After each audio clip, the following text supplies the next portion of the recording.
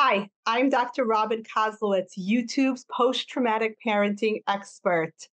Today, we're going to talk about one trauma symptom that is really bad for our parenting. But first, if you like this content, please click the subscribe button below.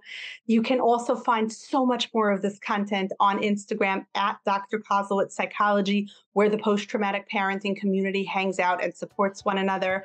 And please check out Post-Traumatic Parenting Podcast, available wherever you get your podcasts.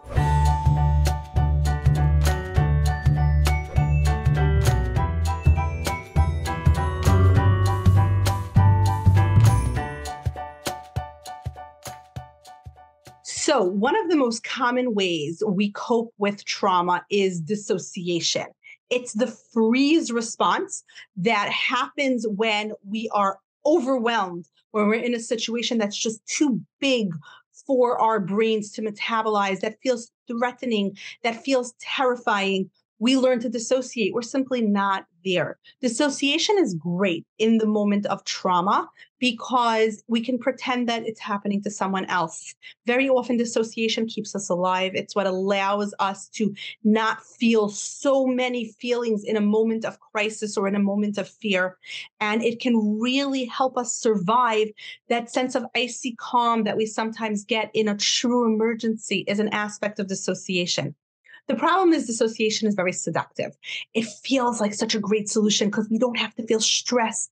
We don't have to feel anxiety. We can just dissociate. But then we have children and we want to be a present parent. So much that we learn about responsive, conscious, gentle parenting is about being present with our children, giving them that authentic sense of us, present with them. And dissociation is the opposite of presence. So a coping tool that worked really well, perhaps at the beginning of our work life, when we're totally stressed out and our boss is being critical and everything, and we can sort of dissociate and space out and shed that stress and be super productive. That works great until we have kids. I was that disengaged, dissociated parent when I first had children because I thought that this was great. I can be this great mom. I can be doing all the things, giving the kids food, keeping the little humans alive, taking care of them, efficiently getting through my household tasks, efficiently getting through my work tasks. I can do all of this in a dissociated state. And this is fabulous because I don't feel any stress. I don't yell at my kids. I don't snap at them. Until one day, my son said to me, "Mom, where do you go when you're not there behind your eyes? I don't like it when you do that. It's like I'm talking to you, but you're not there." And he started to cry. And I realized that, I could give an entire workshop. I could go on stage and give a research project, explain a study to thousands of other psychologists, and they'll never know that I am in a totally dissociated state. But my 10-year-old son, he picked it up in a second and he doesn't like it. He wants a present parent. He doesn't want that perfect automatic parent who's like serving the great meal and keeping the house neat and doing all the work. He wants me. And I'm not there when I'm dissociated. So I had to learn, how do I cope with stress without dissociating? How do I remain mindful and present and also lower my stress?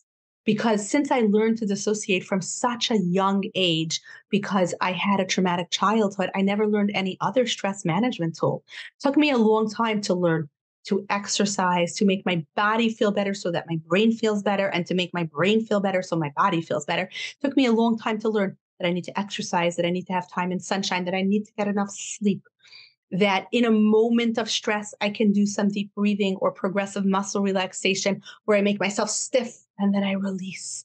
I can suck on an ice cube mindfully, right? I have so many options to manage my stress that isn't dissociating. But I didn't learn that in my childhood. Instead, I learned to dissociate. And I am sure there are people who thought that I was an incredibly resilient child because despite all the chaos that was going on in my life, I was a good student and I was successful in school and I was involved in a lot of extracurriculars. I was getting it all done.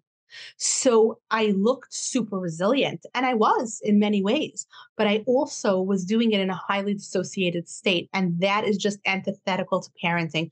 So if you dissociate and you find yourself frustrated because you know you're not being present, you feel like you're missing out on your children's childhood because you're not present with them, know that this is a trauma response, and know that this trauma response comes from not being taught other stress management tools in childhood. It comes from a very chaotic, very painful, very stressful childhood that wasn't your fault. And you can learn to do it differently.